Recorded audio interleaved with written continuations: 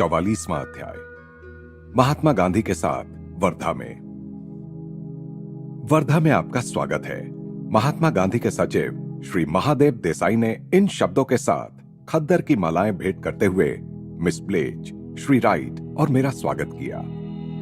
अगस्त महीने की एक सुबह हम लोग वर्धा स्टेशन पर पहुंचे ही थे। ट्रेन की धूल और गर्मी से मुक्ति पाने की हमें खुशी हो रही थी। अपना सारा सामान एक बैलगाड़ी के हवाले कर हम लोग श्री देसाई और उनके साथी बाबा साहेब देशमुख एवं डॉक्टर पिंगले के साथ एक खुली कार में बैठ गए। कीचड़ भरी कच्ची सड़क पर चलकर कार थोड़ी ही देर में भारत के राजनीतिक संत के आश्रम मगनबाड़ी में पहुंच गई। श्री देसाई हमें सीधे लेखन कक्ष में ले गए, जहां पालथी लगाकर बैठे थे महात्मा गांधी। एक हाथ में कलम, दूसरे में कागज, चेहरे पर विस्तृत, दूसरों को जीत लेने वाली हृदय से निकलती मुस्कान। स्वागत है, हिंदी में उन्होंने लिखा, क्योंकि यह सोमवार था, सप्ताह का उनका मौन दिवस। हम दोनों की यह पहली ही मुलाकात थी, फिर भी दोनों एक दूसरे की ओर देखकर अत्यंत प्रेम और खुशी के साथ मुस्कुरा रहे थे। 1925 में महात्मा गांधी ने रांची के मेरे विद्यालय में पधारकर उसे सम्मानित किया था और वहां की अतिथि पुस्तिका में प्रशंसा के शब्द लिखे थे। मात्र 100 पाउंड वजन के इस क्षीणकाय संत के शरीर से शारीरिक, मानसिक तथा आध्यात्मिक स्वास्थ्य की आभा प्रकट हो रही थी। उनकी हल्की भूरी सी आंखों में बुद्धि, ईमानदारी और विवेक का तेज था। इस राजनीतिज्ञ ने हजारों कानूनी, सामाजिक और राजनीतिक लड़ाइयों में विजय पाई थी। महात्मा गांधी ने भारत की कोटि कोटि अशिक्षित जनता के हृदय में अपना जो अटल स्थान बनाया है, वैसा स्थान अपनी जनता के हृदयों में विश्व के किसी अन्य नेता ने नहीं बनाया। उनके विख्यात उपाधि महात्मा यानी महान आत्मा उनके प्रति जनता के सहज आदर एवं प्रेम की निशानी है। उनकी खातिर ही गांधी जी केवल धोती पहनकर रहते हैं, जबकि उनकी इस पोशाक पर सब तरफ व्यंग चित्र बनाए जाते हैं। यह पोशाक पददलित जनता के साथ उनकी एकात्मता का प्रतीक है, जो इससे अधिक कुछ पहन नहीं सकती। यहाँ के सब आश्रमवासी आपकी सेवा में उपस्थित हैं। आपको कोई भी काम पड़े तो कृपया इन्हें बुला लीजिएगा। श्री देसाई हमें लेखन कक्ष से अतिथि भवन की ओर ले जा ही रहे थे कि गांधी जी ने जल्दी जल्दी में लिखा यह पर्चा अपने स्वभावगत विनय के साथ मेरे हाथ में दे दिया। श्री देसाई हम लोगों को फलोद्यानों और पुष्प वाटिकाओं के बीच में से एक खपरैल छत के मकान में ले गए, जिसकी खिड़कियों में जालियां लगी हुई थीं। सामने के आंगन में एक 25 फुट चौड़ा कुआं था। श्री देसाई ने बताया कि इसका पानी आश्रम के जानवरों के लिए प्रयुक्त होता है। पास में ही सीमेंट का एक घूमने वाला चक्का था, जो धान की झड़ाई करने के काम में लाया जाता था। हमारे छोटे छोटे कमरों में केवल अत्यावश्यक अल्पतम सामान ही था, केवल रस्सी की एक खटिया। रसोई घर की सफेदी की हुई थी, उसमें एक कोने में नल था और दूसरे कोने में मिट्टी का एक चूल्हा। देहात की विशिष्ट आवाजें हमारे कानों में आ रही थी। कौओं की कांव कांव, चिड़ियाओं की चहचहाहट, मवेशियों का हंबारव, पत्थरों को तोड़ती छेनियों की ठन ठन। श्री राइट की यात्रा दैनंदिनी पर दृष्टि पड़ी तो श्री देसाई ने उसे खोला और एक पन्ने पर महात्मा जी के अनुयायियों यानी सत्याग्रहियों द्वारा लिए जाने वाले सत्याग्रह व्रत में शामिल प्रतिज्ञाओं की सूची उन्होंने लिख दी। अहिंसा, सत्य, अस्तेय, ब्रह्मचर्य, अपरिग्रह, शारीरिक श्रम, स्वाद इंद्रिय पर नियंत्रण, निर्भयता, सर्वधर्म संभाव, स्वदेशी, अस्पृश्यता से मुक्ति। इन 11 प्रतिज्ञाओं का विनम्रता के साथ पालन किया जाना चाहिए। दूसरे दिन गांधी जी ने स्वयं इस पन्ने पर अपने हस्ताक्षर किए और तारीख भी डाल दी, 27 अगस्त 1935। हमारे आगमन के 2 घंटे बाद हम लोगों को भोजन के लिए बुलाया गया। महात्मा जी पहले से ही बरामदे में अपनी थाली के सामने बैठे हुए थे। यह बरामदा उनके लेखन कक्ष के सामने ही आंगन के इस पार था। लगभग 25 सत्याग्रही पीतल की थालियां और कटोरियां अपने अपने सामने लिए बैठे हुए थे। सामूहिक प्रार्थना के बाद पीतल के विशाल पात्रों में से भोजन परोसा जाने लगा। भोजन में घी लगाई हुई रोटियां, सब्जी और नींबू का मीठा अचार था। गांधी जी ने रोटियां, उबाले हुए चुकंदर और कुछ कच्ची सब्जियां तथा संतरे खाए। उनकी थाली में एक और काफी बड़ी मात्रा में नीम के कड़वे पत्तों की चटनी थी। नीम उत्कृष्ट रक्त शोधक है। एक चम्मच से उन्होंने थोड़ी सी चटनी मेरी थाली में डाल दी। बचपन के वे दिन मुझे याद आ गए जब मां मुझे जबरदस्ती या अप्रिय औषधि देती थी। मैंने पानी के साथ वह चटनी गले से नीचे उतार दी, परंतु गांधी जी उसे आराम से थोड़ा थोड़ा कर बिना किसी अरुचि के खा रहे थे। इस छोटी सी घटना से गांधी जी के अपने मन को इच्छानुसार इंद्रियों से अलग करने की क्षमता मेरे ध्यान में आ गई। कुछ वर्ष पहले किए गए उनके अपेंडिक्स के ऑपरेशन की मुझे याद आई, जिसे उस समय बहुत प्रसिद्धि भी दी गई थी। बेहोशी की दवा लेने से इनकार कर ऑपरेशन के दौरान सारा समय वे प्रफुल्लित मन से अपने अनुयायियों से बातें कर रहे थे। उनके चेहरे पर शांत मुस्कान यह साफ बता रही थी कि उन्हें दर्द का कोई एहसास नहीं हो रहा था। दोपहर में मुझे गांधी जी की विख्यात शिष्या मीराबेन से बातचीत करने का अवसर मिला। मीराबेन एक अंग्रेज नौसेना प्रमुख यानी एडमिरल की पुत्री हैं, जिनका नाम आश्रम में आने से पहले मिस मेडलिन स्लेट था। अपने दैनिक कार्यक्रम का विशुद्ध हिंदी में विवरण सुनाते हुए मजबूत सलगता उनका शांत चेहरा उत्साह से खिल उठा। ग्रामोद्धार का कार्य बड़ा संतोषप्रद है। प्रतिदिन सुबह 5 बजे हम लोगों का एक दल आसपास के ग्रामीणों की सेवा करने तथा उन्हें स्वास्थ्य एवं साफ सफाई संबंधी साधारण बातों की जानकारी देने जाता है। हम लोग उनकी घास फूस की झोपड़ियों एवं शौचालयों की सफाई करने का विशेष ध्यान रखते हैं। ग्रामीण जन अशिक्षित हैं। उदाहरण के बिना उन्हें शिक्षित नहीं किया जा सकता। वे प्रसन्नता के साथ हंस पड़ी। उच्च कुल की इस अंग्रेज महिला को मैं आदर भरी दृष्टि से देख रहा था, जो सच्ची ईसाई विनम्रता हृदय में धारण किए मल सफाई तक का काम कर रही थी, जिसे साधारणतः केवल अस्पृश्य लोग ही करते हैं। उन्होंने मुझे बताया, मैं 1925 में भारत आई। इस देश में आकर मुझे ऐसा लगता है कि मैं अपने घर वापस आ गई हूं। अब मैं अपने पुराने जीवन और पुराने तौर तरीकों में कभी लौटना नहीं चाहूंगी। फिर थोड़ी देर हमने अमेरिका के बारे में चर्चा की। उन्होंने कहा, भारत आने वाले अनेक अमेरिकी लोगों की आध्यात्मिक विषयों में गहरी रुचि देखकर मुझे सदा ही आनंद और आश्चर्य होता है। मीराबेन के हाथ शीघ्र ही चरखा चलाने में व्यस्त हो गए। महात्मा जी के प्रयत्नों के फलस्वरूप चरखा अब भारत के ग्रामीण इलाकों में सर्वव्यापी हो गया है। कुटीर उद्योगों के पुनरुज्जीवन को प्रोत्साहित करने के लिए गांधी जी के पास ठोस अर्थशास्त्रीय और सांस्कृतिक कारण हैं। तथापि वे सभी आधुनिक प्रगति से कट्टरता के साथ दूर रहने की सलाह भी नहीं देते। उनके अपने राष्ट्रव्यापी व्यस्त जीवन में मशीनों, रेलगाड़ियों, मोटर गाड़ियों तथा टेलीग्राफ ने महत्वपूर्ण भूमिका निभाई है। 50 वर्ष की जनसेवा, जेल के अंदर बाहर आना जाना, राजनीतिक जगत की छोटी से छोटी बातों एवं उसकी कठोर वास्तविकताओं के साथ दिन प्रतिदिन संघर्ष, इन सभी बातों द्वारा उनके जीवन में और अधिक संतुलन आया है। उनकी उदार मनस्कता में, उनकी स्वस्थ चित्तता में और भी अधिक वृद्धि हुई है तथा उन्हें इस विलक्षण मानवीय तमाशे का विनोदपूर्ण कौतिक बुद्धि के साथ अवलोकन करना सिखाया है। शाम 6 बजे बाबा साहेब देशमुख के यहाँ उनके निमंत्रण पर हम तीनों ने भोजन का आनंद लिया। 7 बजे की प्रार्थना के समय हम लोग आश्रम लौट आए और छत पर पहुंचे, जहां 30 सत्याग्रही गांधी जी के सामने अर्धवृत्ताकार बैठे थे। गांधी जी एक चटाई पर बैठे थे। एक पुरानी जेब घड़ी उनके सामने खड़ी करके रखी हुई थी। अस्त होते सूर्य की अंतिम किरणें ताड़ और बरगद के वृक्षों पर पड़ रही थी। रात के अंधेरे की और झिंगुरों की गुनगुनाहट शुरू हो गई थी। वातावरण शांत गंभीर था। मैं मंत्रमुग्ध हो गया। श्री देसाई एक भजन गाने लगे और बाकी लोग उनका साथ देने लगे। इसके बाद गीता पाठ हुआ। गांधी जी ने समापन प्रार्थना करने के लिए मुझे संकेत किया। वहां भाव और अभिलाषा का कैसा दिव्य संयोग था। यह एक अविस्मरणीय स्मृति बनकर रह गई। वर्धा में छत पर तारों के नीचे ध्यान। समय की पाबंदी का पालन करते हुए ठीक 8 बजे गांधी जी ने अपना मौन भंग किया। उनके लिए अपने जीवन के वृहद कार्यों के कारण अपने समय को सूक्ष्मता से विभाजित कर विविध कार्यों में बांटना आवश्यक है। स्वागत स्वामी जी। इस बार महात्मा जी का अभिवादन कागज के माध्यम से नहीं था। हम छत से उतरकर उनके लेखन कक्ष में पहुंचे ही थे। लेखन कक्ष में कोई फर्नीचर नहीं था। वहां केवल बैठने की आसन नुमा छोटी छोटी चौकोर चटाइयां थीं।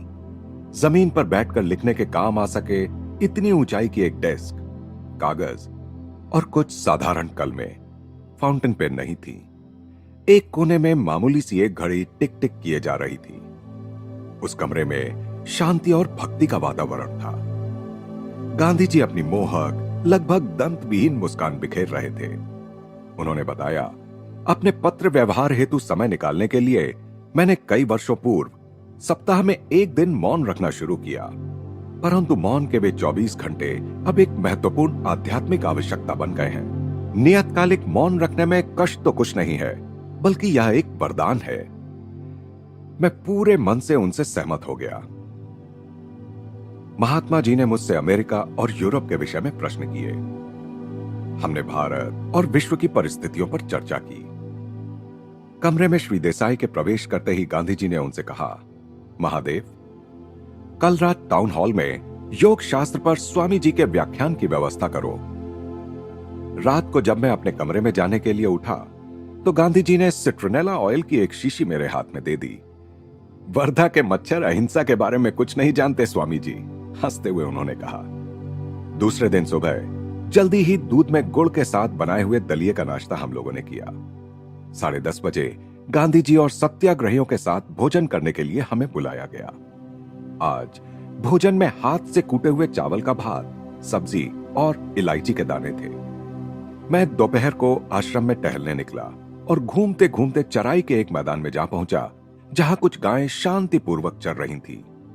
गोरक्षण का गांधी जी के हृदय में अत्यंत विशेष स्थान था।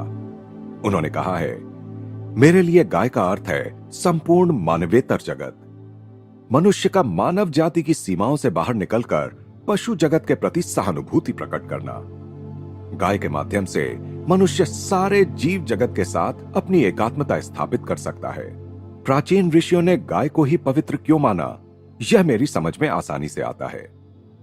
भारत में गाय ही सर्वोत्तम उदाहरण थी, क्योंकि गाय अनेक प्रकारों से मनुष्य की समृद्धि की जननी है। न केवल वह दूध देती है, बल्कि कृषि कर्म भी उसी के कारण संभव हुआ। गाय करुणा का काव्य है।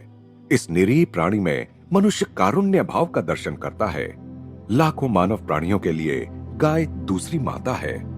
गोरक्षण का अर्थ है ईश्वर की समस्त मूक सृष्टि की रक्षा, और यह रक्षा करना हमारा और भी अधिक महत्वपूर्ण कर्तव्य बन जाता है, क्योंकि वह बोल नहीं सकती। धर्मपरायण हिंदू के लिए कुछ दैनिक धार्मिक कृत्य बताए गए हैं। उनमें से एक है भूत यज्ञ, अर्थात प्राणी जगत को अन्न अर्पण करना। यह कर्म इस बात का प्रतीक है कि मनुष्य को सृष्टि के उन कम विकसित जीवों के प्रति अपने कर्तव्यों का बोध है, जो प्रवृत्ति के द्वारा शरीर के साथ एक रूप हो गए हैं। एक भ्रम जिससे मनुष्य भी ग्रसित है, परंतु जिनमें आत्मा को मुक्त करा सकने वाली विवेक बुद्धि का अभाव है, जो केवल मनुष्यों की ही विशेषता है। इस प्रकार भूत यज्ञ निर्बलों की सहायता के लिए मनुष्य की तत्परता को सुदृढ़ बनाता है, जैसे मनुष्य भी बदले में उच्चतर अदृश्य जीवों से असंख्य प्रकार से सहायता पाता है। भूमि, समुद्र और आकाश में प्रकृति ने जो नवशक्ति प्रदायक उपहार जगह जगह बहुतायत में बिखेर रखे हैं, उनके लिए भी मानव जाति ऋण में बंधी हुई है। प्रकृति, प्राणी जगत, मानव तथा सूक्ष्म जगत के देवताओं के बीच क्रम विकास की भिन्न भिन्न अवस्थाओं के कारण परस्पर संपर्क में जो बाधाएं हैं, उन्हें मूक प्रेम के दैनिक यज्ञों यानी कर्मों के द्वारा ही पार किया जा सकता है, जो प्रतिदिन करने चाहिए। ऐसे 2 अन्य यज्ञ हैं, पितृयज्ञ तथा नृयज्ञ। पितृयज्ञ में पितरों के लिए तर्पण किया जाता है।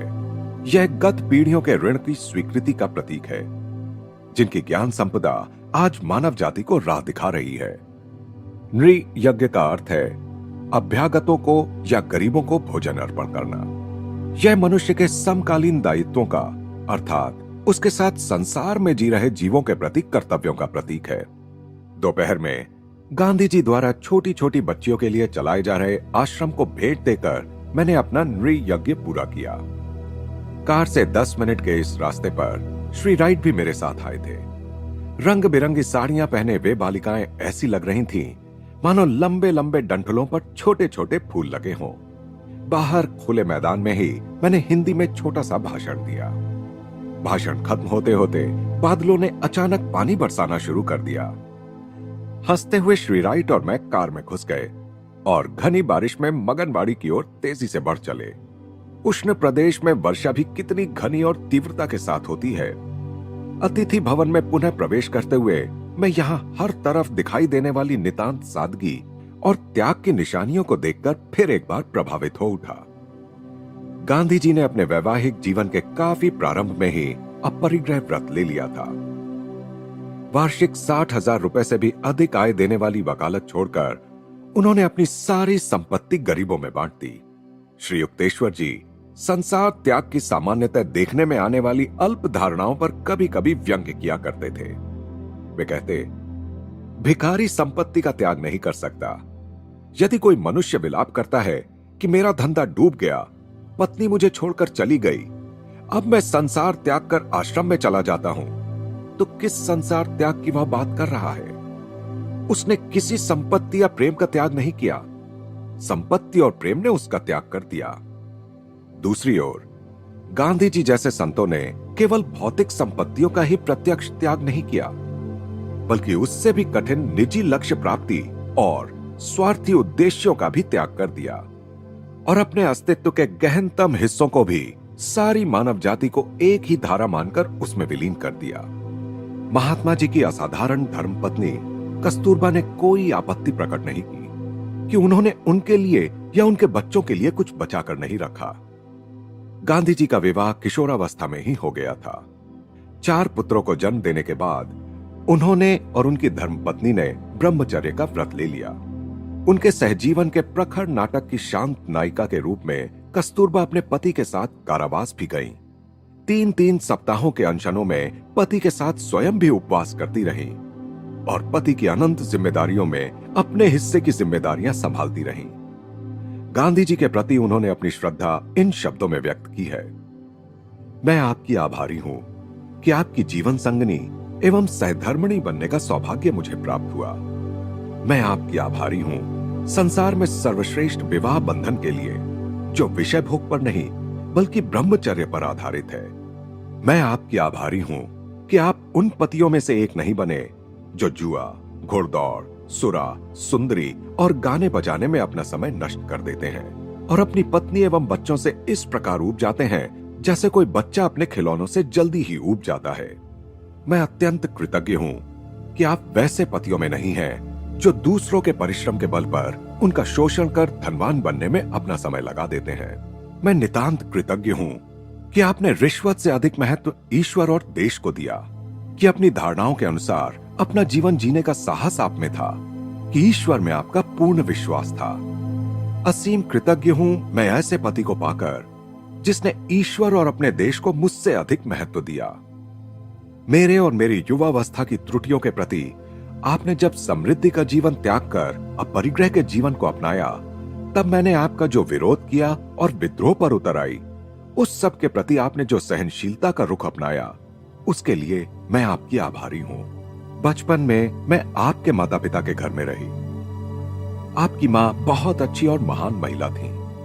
उन्होंने मुझे बहादुर और साहसी पत्नी बनना सिखाया और यह भी सिखाया कि मैं उनके पुत्र अर्थात अपने भावी पति के प्रेम और आदर की पात्र कैसे बन सकती हूं। जब वर्ष पर वर्ष बीतते गए और आप भारत के सबसे प्रिय नेता बन गए, तब सफलता की सीढ़ी चढ़ने वाले पुरुष की पत्नी के मन में उठने वाला वह भय मेरे मन में कभी नहीं उठा कि मैं एक ओर फेंक दी जाऊंगी, जैसा कि अन्य देशों में प्रायः होता है। मैं जानती थी कि जब मृत्यु आएगी तब भी हम पति पत्नी ही होंगे। अनेक वर्षों तक कस्तूरबा उन जन निधियों के कोषपाल का काम करती थीं, जिन्हें महात्मा जी ने लाखों में जमा किया था।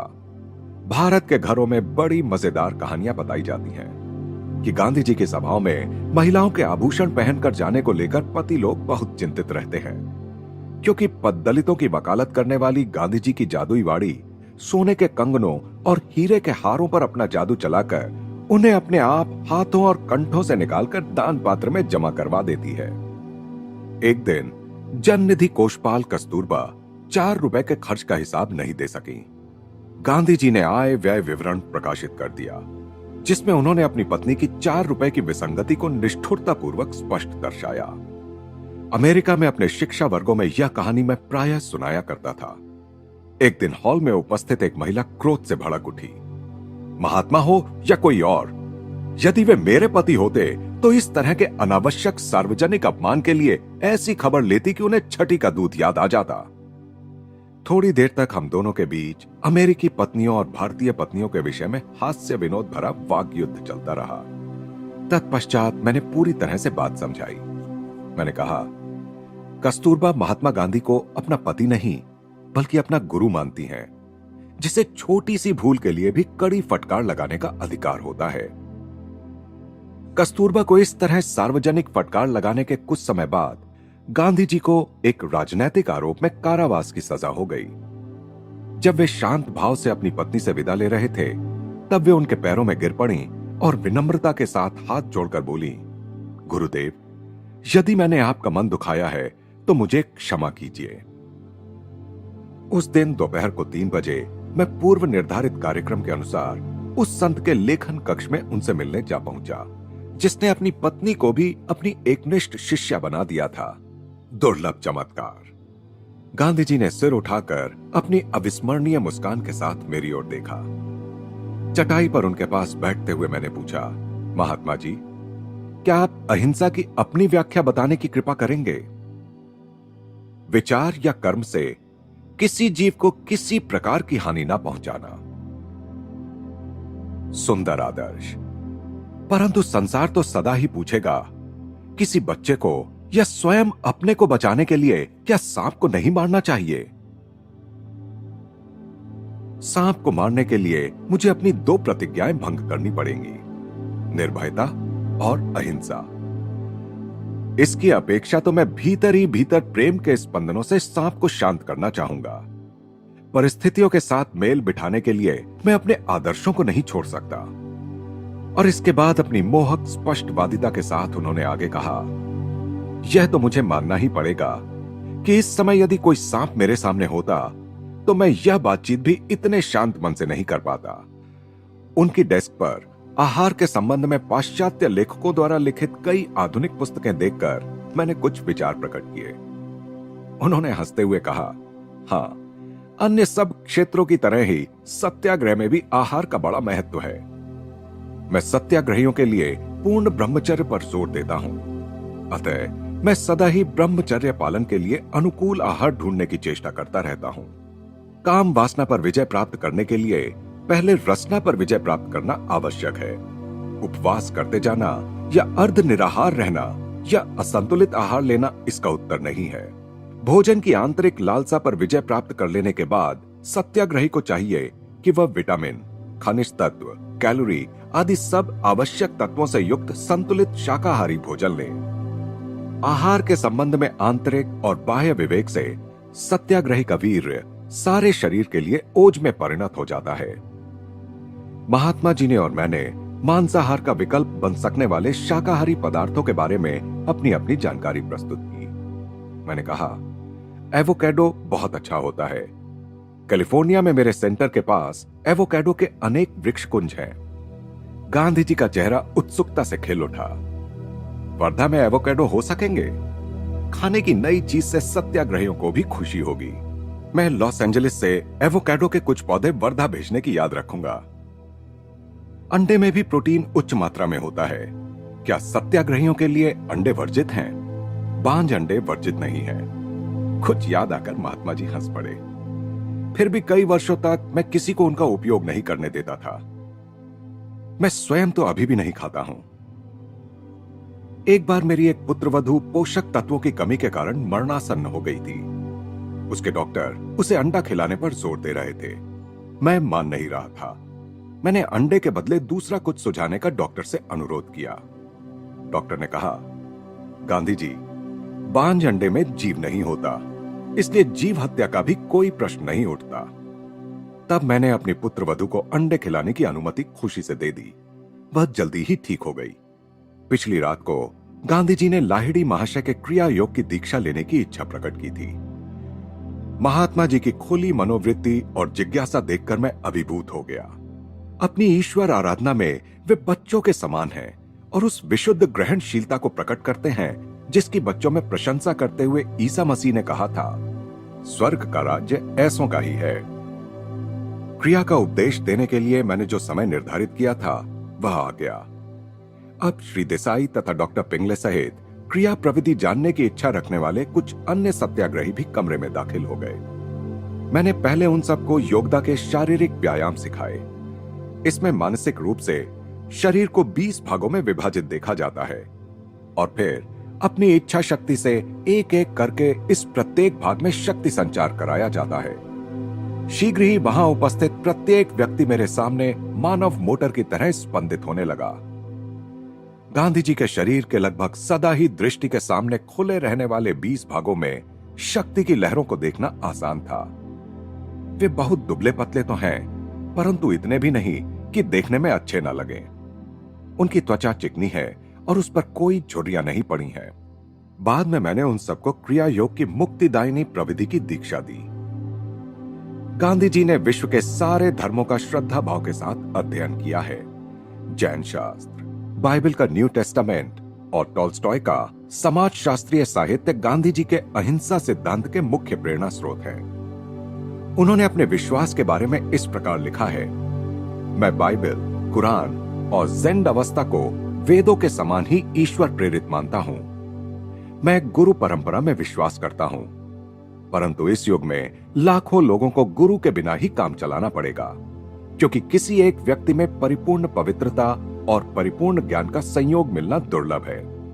परंतु मनुष्य को यह सोचकर निराश होने की आवश्यकता नहीं कि वह अपने धर्म के सत्य को कभी जान नहीं पाएगा, क्योंकि हिंदू धर्म के और सभी महान धर्मों के मूल सिद्धांत अपरिवर्तनीय और सहज समझने योग्य हैं। प्रत्येक हिंदू की भांति मैं भी ईश्वर और उसके एकत्व में, पुनर्जन्म और मुक्ति में विश्वास करता हूं। अपनी पत्नी के प्रति अपनी भावना के समान ही हिंदुत्व के प्रति अपनी भावना का भी मैं वर्णन नहीं कर सकता। मेरे मन को जिस तरह से मेरी पत्नी प्रभावित कर सकती है, उस तरह संसार की अन्य कोई नारी कभी नहीं कर सकती। ऐसा नहीं है कि उसमें कोई दोष नहीं है, बल्कि मैं तो यह भी कहूंगा कि मैं उसमें जितने दोष देख पाता हूं, उससे भी कहीं अधिक दोष उसमें होंगे।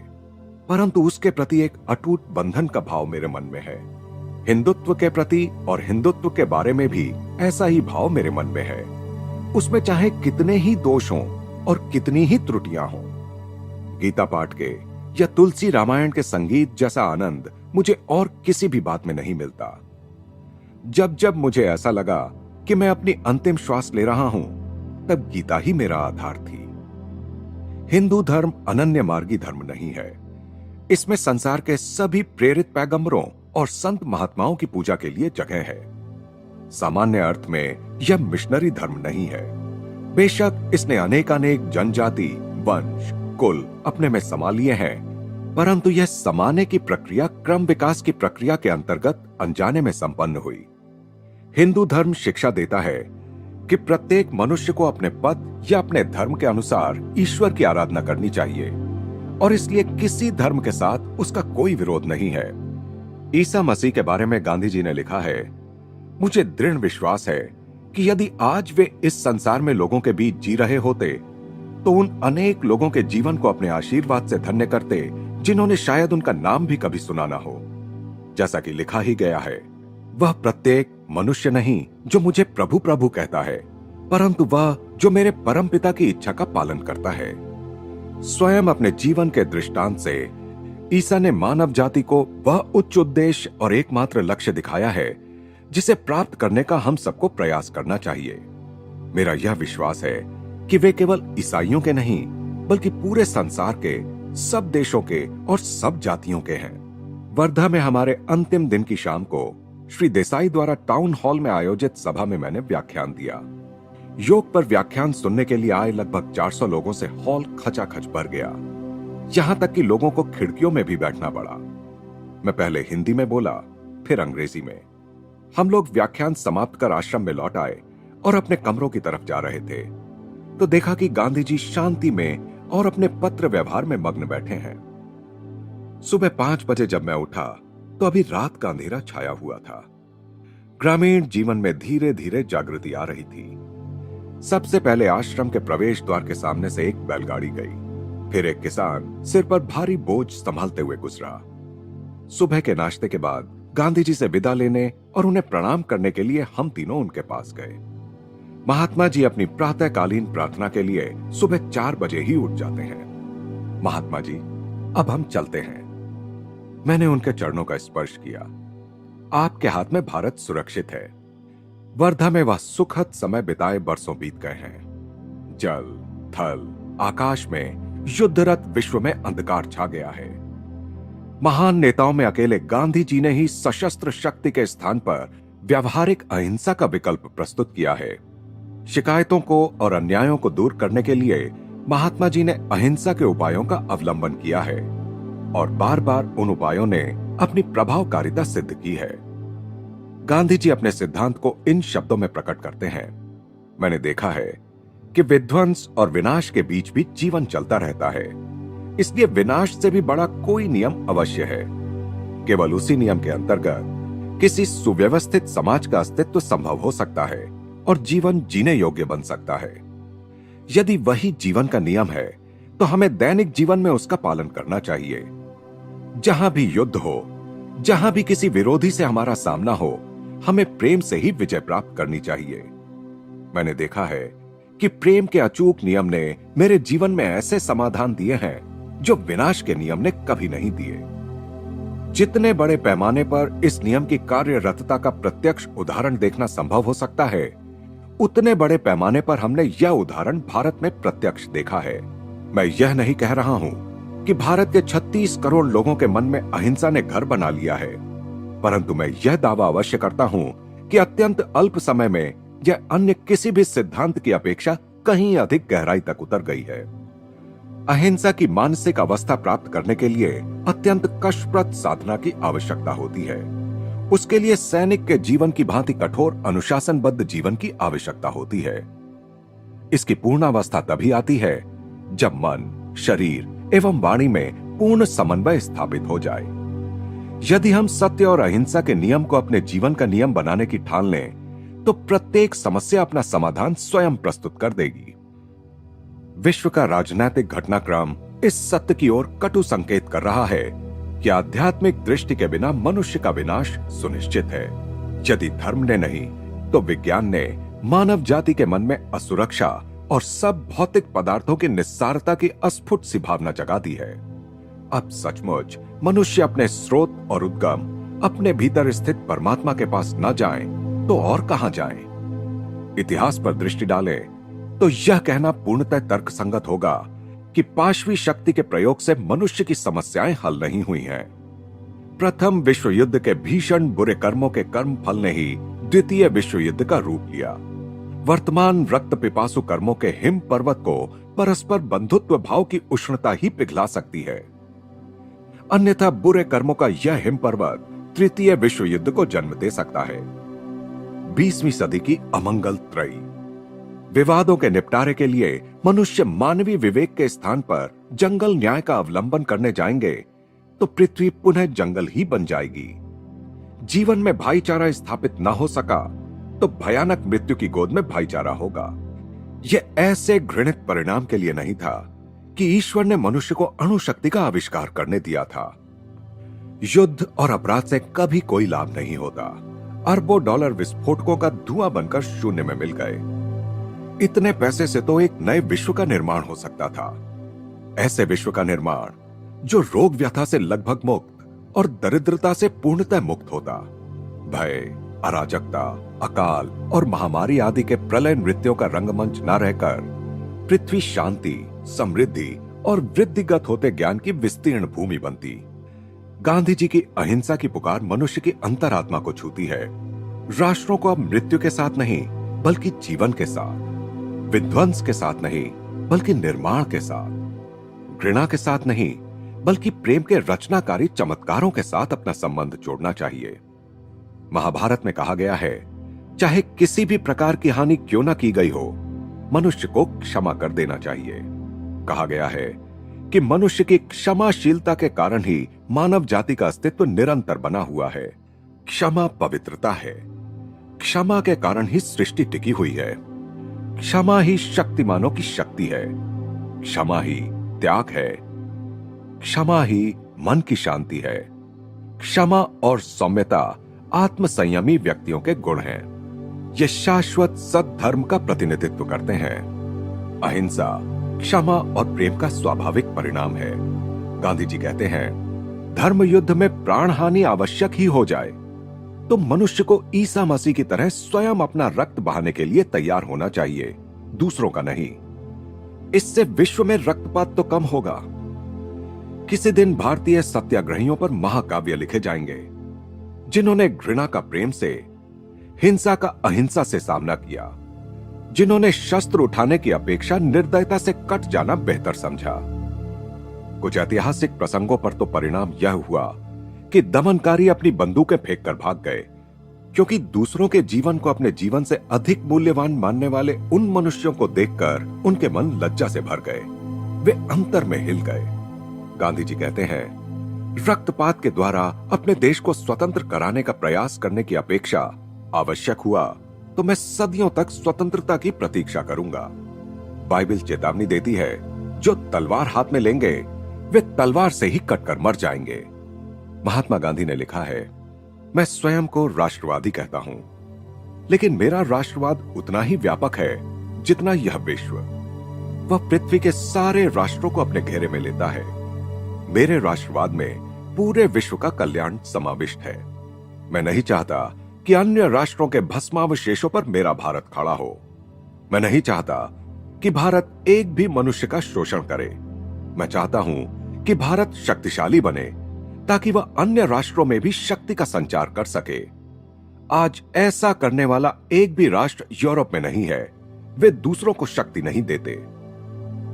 अमेरिका के राष्ट्रपति विल्सन ने अपने 14 सुंदर सूत्र तो प्रस्तुत कर दिए, पर बाद में कहा, शांति स्थापित करने का हमारा यह प्रयास विफल हो भी जाता है तो हमारे पास अपने शस्त्र तो हैं ही।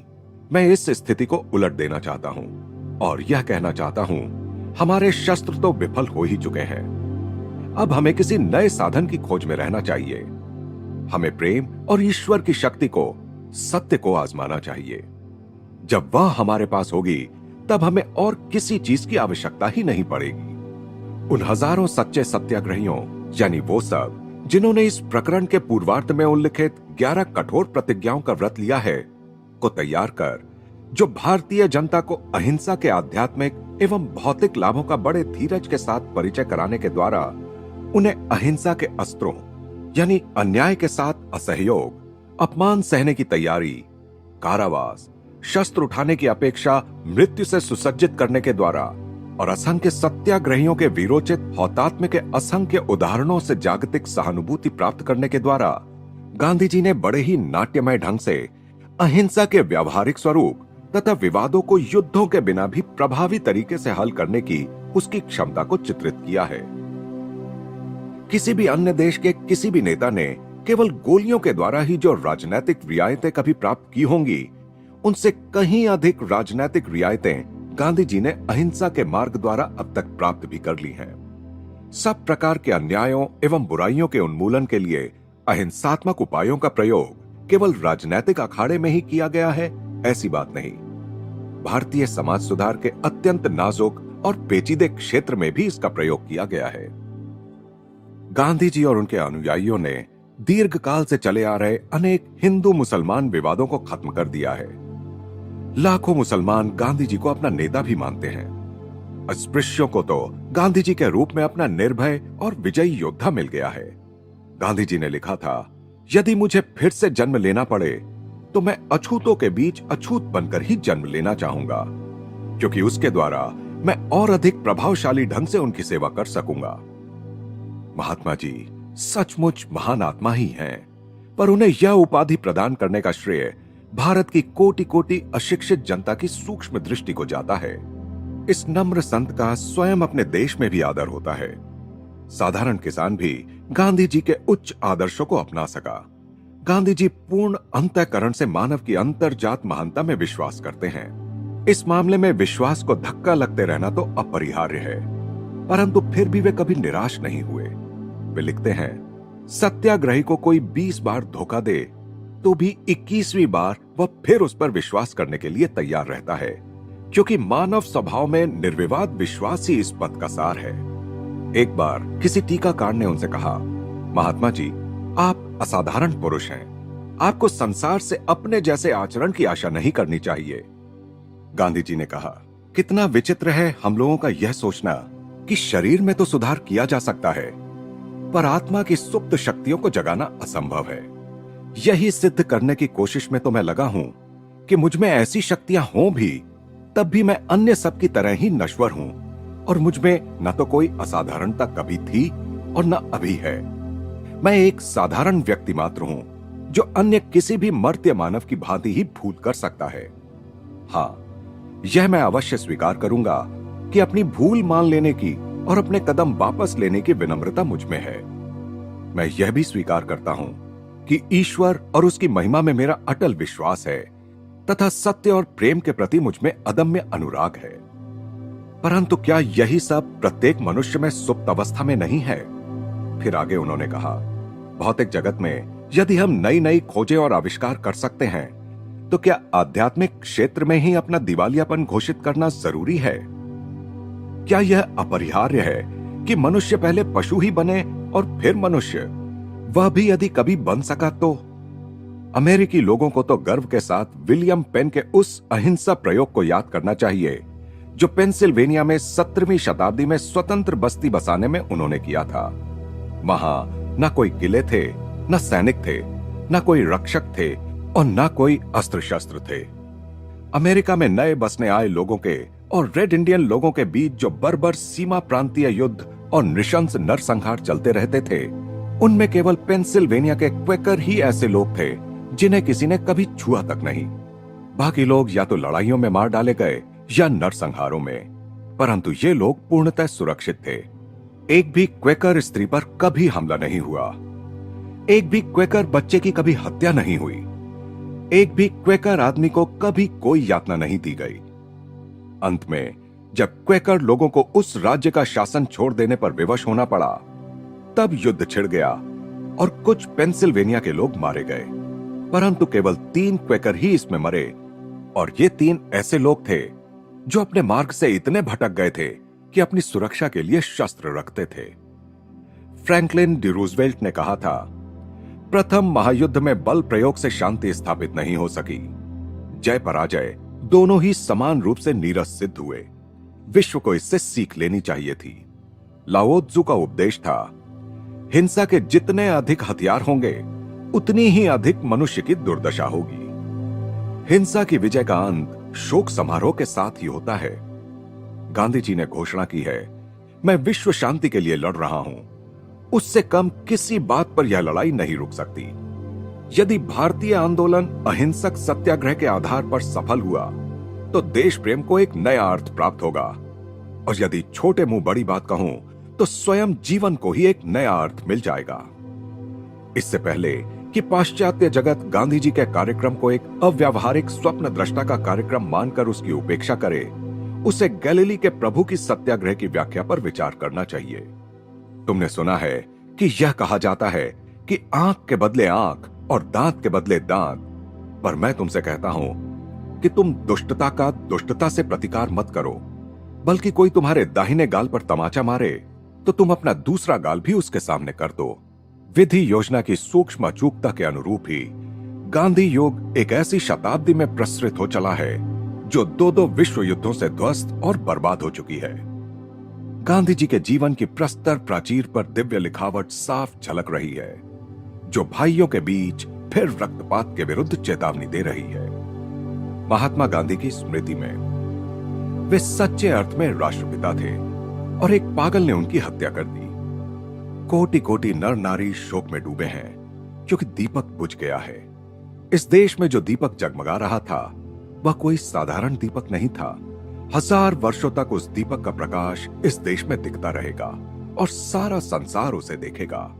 ये शब्द भारत के प्रधानमंत्री जवाहरलाल नेहरू ने 30 जनवरी 1948 को नई दिल्ली में महात्मा गांधी की हत्या हो जाने के थोड़ी ही देर बाद कहे थे।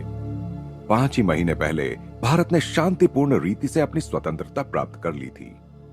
78 वर्षीय गांधी जी का कार्य पूरा हो गया था। उन्हें अपना अंत निकट होने का आभास हो गया था। उस दुखद घटना के दिन प्रातः ही उन्होंने अपनी पोती से कहा था, आभा, सारे महत्वपूर्ण कागजों को आज मेरे पास ले आओ। मुझे आज ही उन सबका उत्तर देना पड़ेगा, कल शायद कभी ना आए। अपने लेखों में अनेक स्थानों पर गांधी जी ने अपनी अंतिम नियति के संकेत दे दिए थे। उपवास से क्षीण हुई काया में 3 गोलियां उतार दी गई थीं। धीरे धीरे भूमि पर ढहते हुए महात्मा जी ने हाथ ऊपर की ओर उठाए और अपनी ओर से क्षमा प्रदान कर दी। अपने जीवन के सभी क्षेत्रों में वे भोले कलाकार तो थे ही, मृत्यु के क्षणों में वे महानतम कलाकार बन गए। उनके निस्वार्थी जीवन के सारे त्यागों ने ही प्रेम की वह अंतिम अभिव्यक्ति संभव बना दी। गांधी जी को अपनी श्रद्धांजलि अर्पित करते हुए एल्बर्ट आइंस्टाइन ने लिखा, आने वाली पीढ़ियां शायद ही इस बात पर विश्वास कर पाएंगी कि इनके समान कोई पुरुष कभी इस धरती पर रक्त मांस के शरीर में चलता था। रोम में वेटिकन से अपने संदेश में पोप ने कहा, महात्मा गांधी की हत्या के कारण यहां भारी शोक छा गया है। हम गांधी को ईसाई मूल्यों का देवदूत मानते हैं। किसी विशिष्ट सत्कार्य को संपन्न करने के लिए इस पृथ्वी पर अवतरित होने वाले सभी महापुरुषों के जीवन के साथ कोई ना कोई सांकेतिक अर्थ जुड़ा रहता है। भारतीय एकता की खातिर नाट्यमय रीति से हुई गांधी जी की मृत्यु ने प्रत्येक महाद्वीप में आपसी फूट और कलहों से विदीर्ण हुए संसार को उनका संदेश और भी अधिक स्पष्ट कर सुनाया है। उन्होंने एक भविष्यवाणी के रूप में वह संदेश दिया है, मनुष्यों के बीच अहिंसा का पदार्पण हो गया है और अब यह यहीं रहेगी। यह विश्व शांति की अग्रदूत है। पुस्तक में इस अध्याय में महात्मा गांधी की हिंदी लिखावट दी गई है। महात्मा गांधी योगदा सत्संग ब्रह्मचर्य विद्यालय आए थे। अतिथि पुस्तिका में उन्होंने लिखा है, इस संस्था की मैं सर्व प्रकार से उन्नति चाहता हूं। इस संस्था का मेरे मन पर अच्छा असर पड़ा है। चरखे की प्रवृत्ति में मैं ज्यादा ज्ञान और अभ्यास की आशा रखता हूं। 17 सितंबर 1925, हस्ताक्षर मोहनदास गांधी।